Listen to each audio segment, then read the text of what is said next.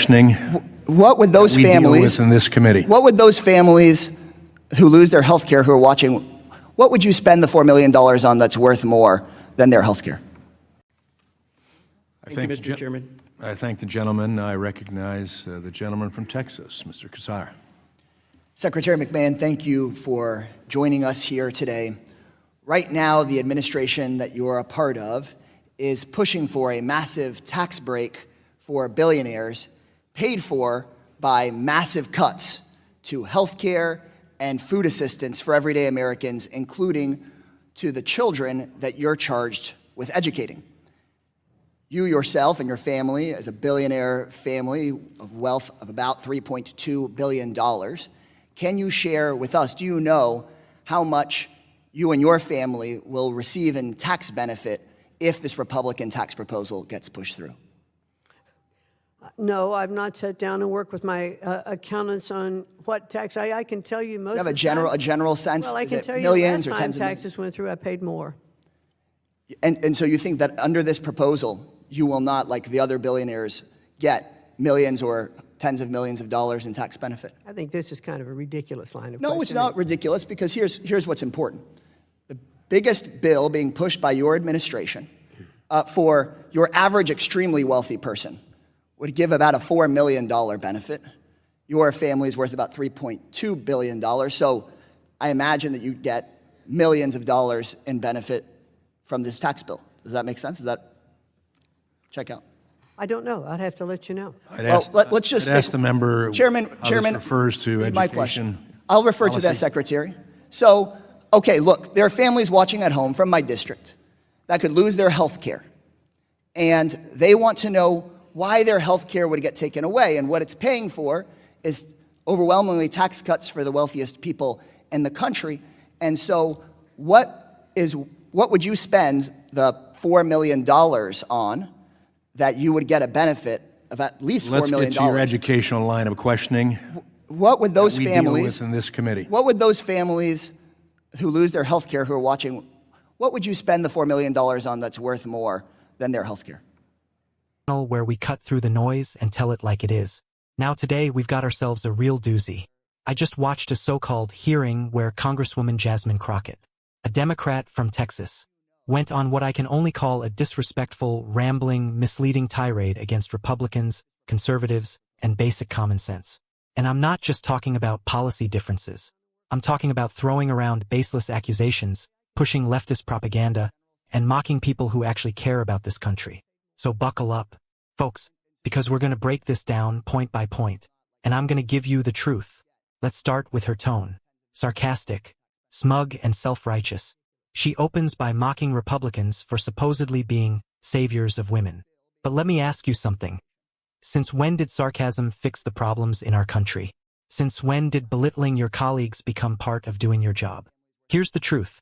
Conservatives have always stood for protecting all Americans, men, women, and children, through strong families, safe communities, and equal opportunity. Not through government handouts or bloated bureaucracy, but by empowering individuals to thrive. What's ironic? She's criticizing us for not supporting women, while defending policies that destroy the family structure, encourage dependency, and ignore biological realities. I'm not going to address the questions relative to me personally. I'm here as the Secretary of Education, and I'm Okay, so as the Secretary of answer the Education, questions then, relative to education. as the Secretary of Education, do you think, yes or no, that kids will do better off in school if they have health care and their food needs met? Yes or no? We all do better, and children will do better in school if their health needs are met. I agree with that. Good. And so I guess for those kids, which there's going to be hundreds of thousands or millions of kids that lose their health care, how is it okay that they're going to lose their health care so that billionaires and billionaire families, I'm not just even picking just on you, but billionaire families like your own, can get a tax break? What, if you don't even know how many millions of dollars it is you'd get, how is that worth it? I'm not going to respond to your question. I think the answer is because it's not worth it. It's not.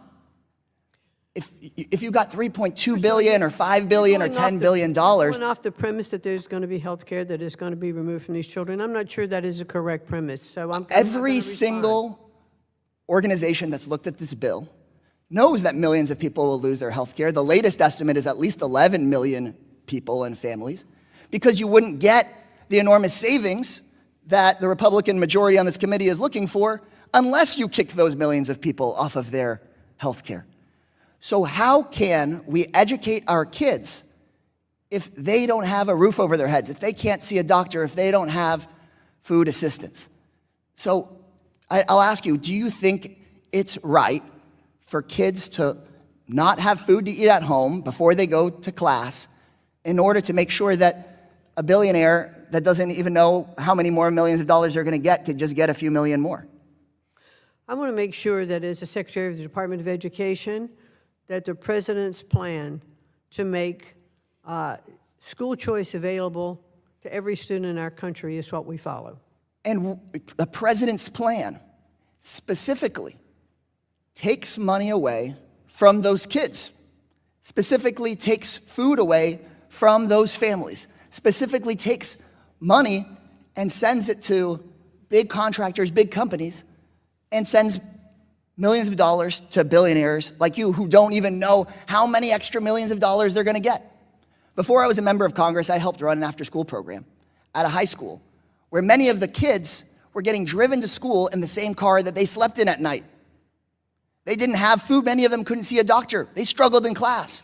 We should be passing a bill to make sure that they've got a decent classroom experience, a roof over their head, food, and health care, not a bill that just funnels who knows, in your opinion, how many millions of dollars to billionaires like those in President Trump's cabinet. Gentleman's time has expired. I now recognize the gentleman from Missouri, Mr. Under. Thank you, Mr. Chairman.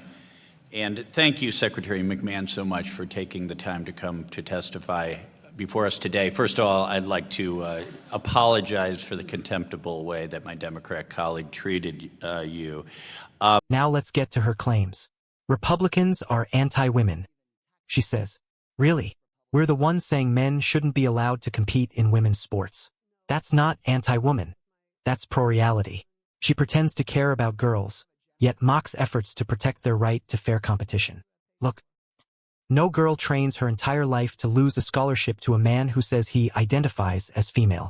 That's not inclusion. That's insanity. Crockett accuses us of being distracted. But who's really doing the distracting? Instead of actually debating the topic at hand. How to protect women's sports, how to maintain fairness, how to uphold truth.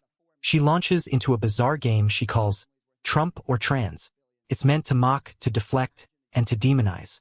She blames Trump for everything from the recession to deportations to healthcare costs. Newsflash, Trump isn't in office anymore. But guess what? Groceries are still expensive. Gas prices are still outrageous. And our southern border is an open disaster. That's on Biden, not Trump. Crockett then rattles off scary-sounding numbers. 600,000 kids losing Medicaid, she claims. But here's the part she conveniently leaves out. We're not cutting healthcare. We're cutting waste. We're reforming systems that are being abused, mismanaged, and used as political tools instead of lifelines. Do we want kids to suffer? Of course not. But we also don't want to bankrupt future generations because Democrats can't stop spending money we don't have. Fiscal responsibility is compassion, because it means this country, and its promises, are still standing 20 years from now. Now let's talk about what she did that crossed the line, implying criminal behavior by her colleagues. In Congress, there are rules. You don't accuse someone of a crime on the floor without evidence. She did it anyway. Why? Because for people like her, it's not about truth. It's about scoring headlines, getting retweets, and stoking division.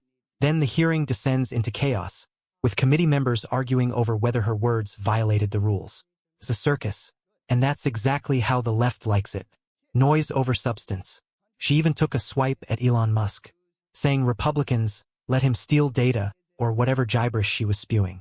Let me tell you something, Elon Musk didn't steal anything. He exposed the dirty secrets of censorship and collusion between big tech and government. And the left hates him for it. He's not the villain. He's one of the few people fighting back against the woke machine. So here's the bottom line, viewers. This hearing was supposed to be about protecting women and ensuring fairness in sports. But instead, Democrats used it as a platform to smear Trump, push false narratives, and score political points. They don't care about women. They care about power. They don't care about kids. They care about control. And they definitely don't care about truth, because truth doesn't bend to their agenda. So we need to stand firm, speak boldly, and reject this toxic brand of politics that divides us instead of lifts us up. Because we the people still believe in the Constitution. We still believe in truth. And we still believe that America is worth defending. If you like this breakdown, give this video a thumbs up, hit that subscribe button, share, and drop a comment below. This would be all on today's episode. God bless America.